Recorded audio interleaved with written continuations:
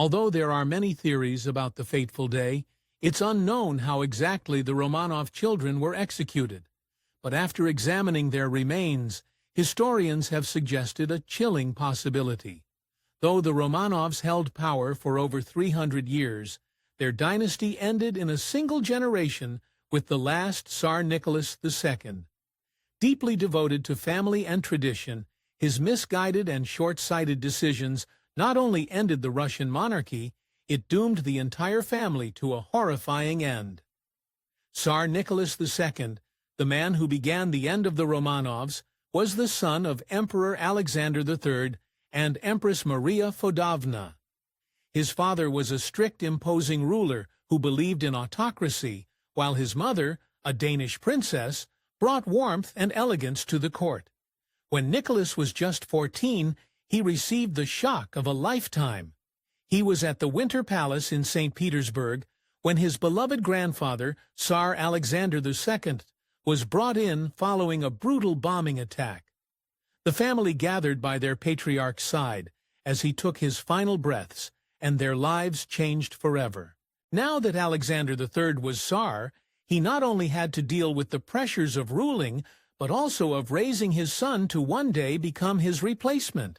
But since he was only in his 40s, he spent a little too much time on the former, and not enough on the latter. And he didn't see what a mistake he was making until it was too late. Though historians agree that he was smart and well-educated, Nicholas lacked one essential quality.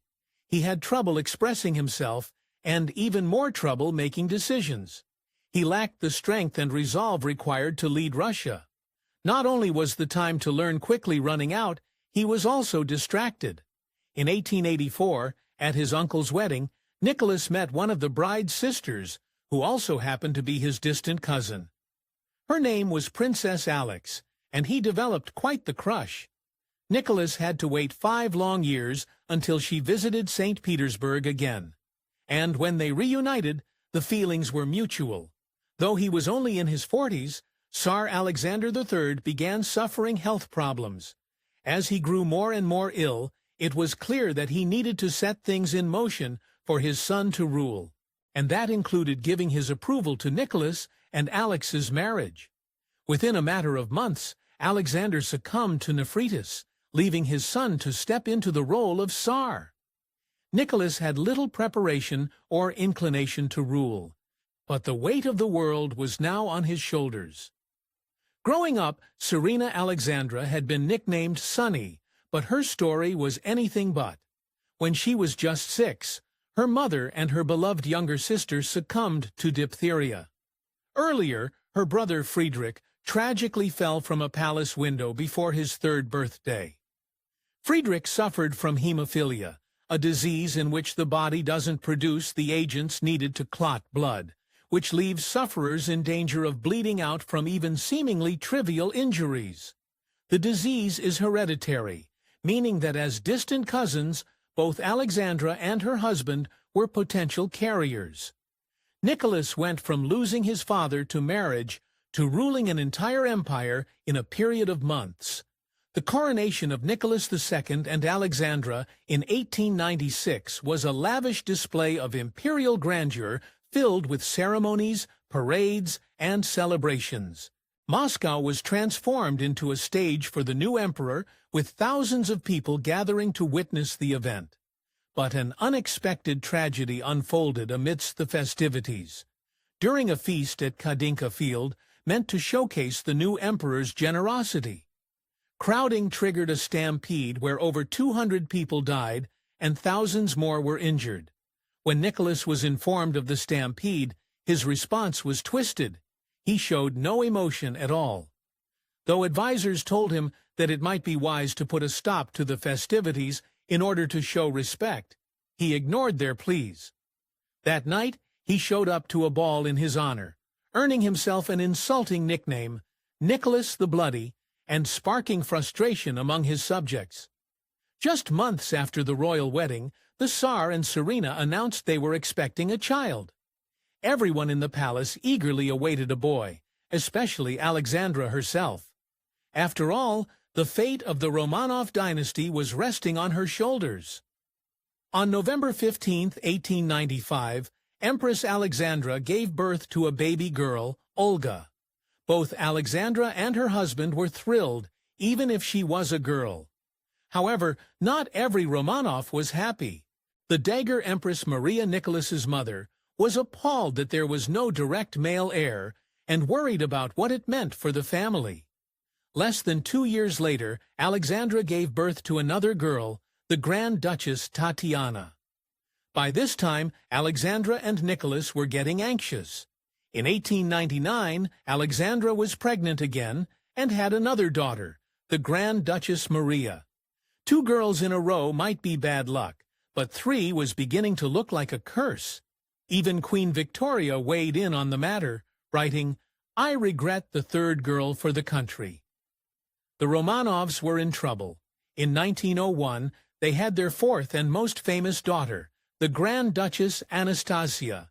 If the first 3 girls had successfully dampened their morale, Anastasia shattered it. Reportedly, when Nicholas heard the news, he had to take a long walk to collect himself. It wasn't until 1904 that the Romanovs finally got what they wanted. Alexandra gave birth to a boy, Alexei. When the Empress finally emerged from her haze, she looked out across the room and saw a sea of joyous faces. She knew exactly what it meant. She cried out, "It cannot be true! Is it really a boy?" It really was, but it took just moments for the joy to become horror.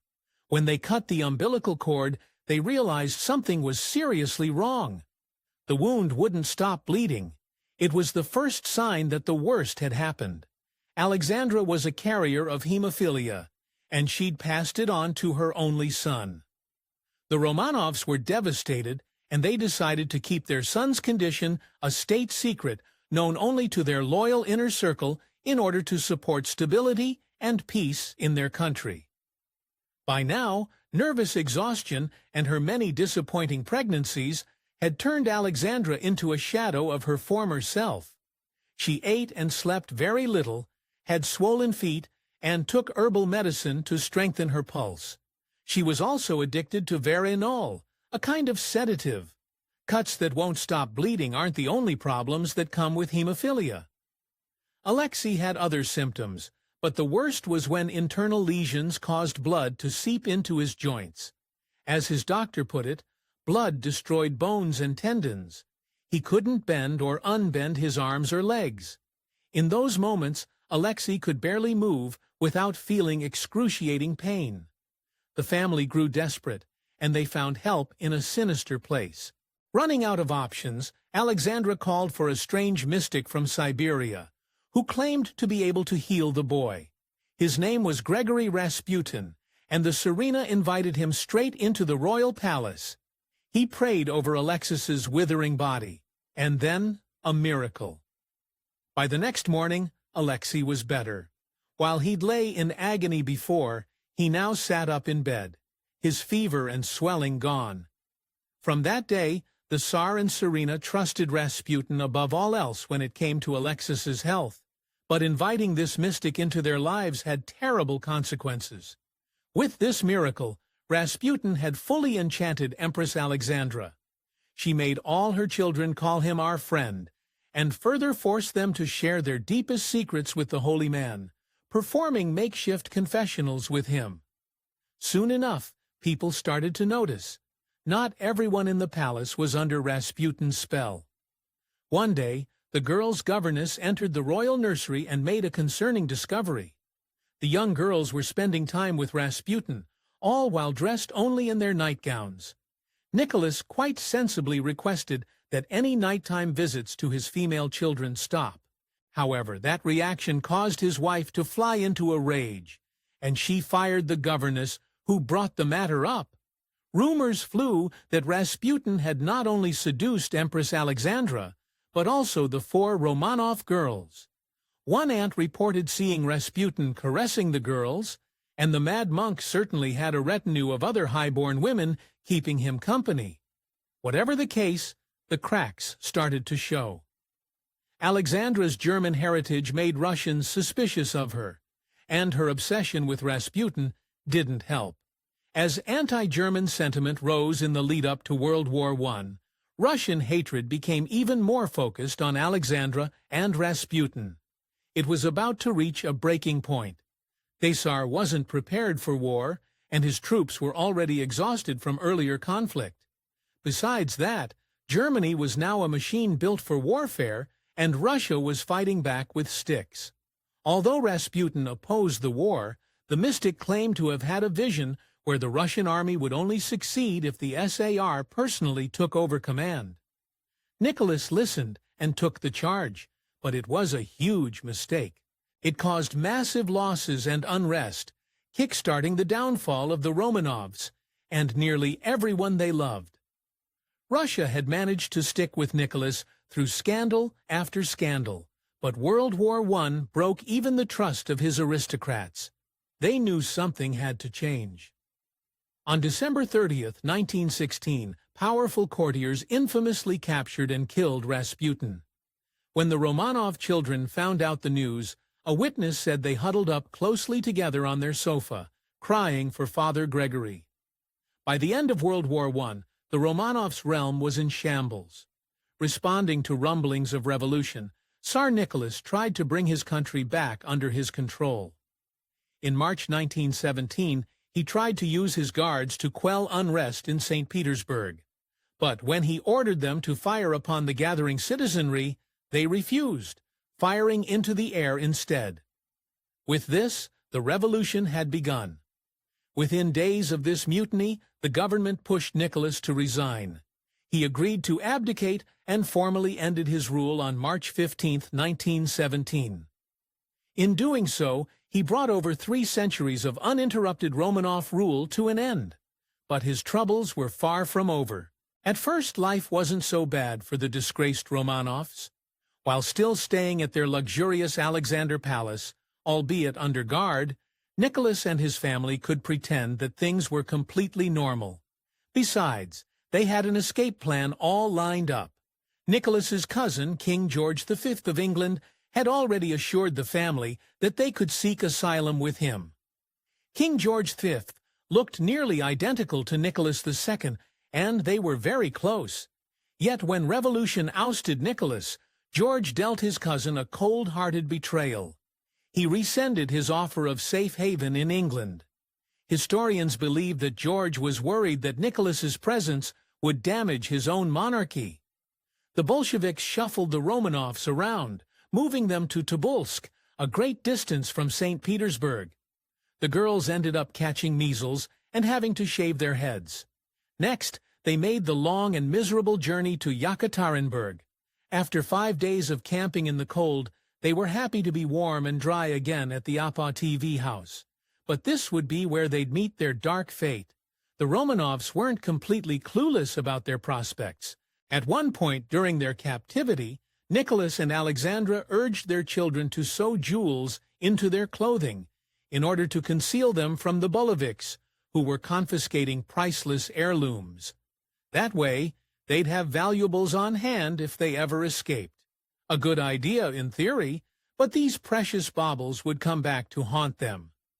The family had been at the Apa TV house for about 6 weeks and had fallen into something of a routine. But one night in July was different. Sometime after midnight, the Imperial Romanovs and their 5 children were forced into a basement to face a firing squad.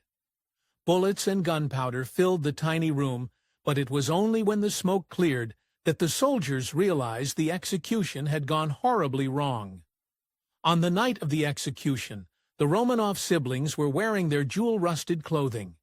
As a result, the diamonds and stones had somewhat protected them from the bullets.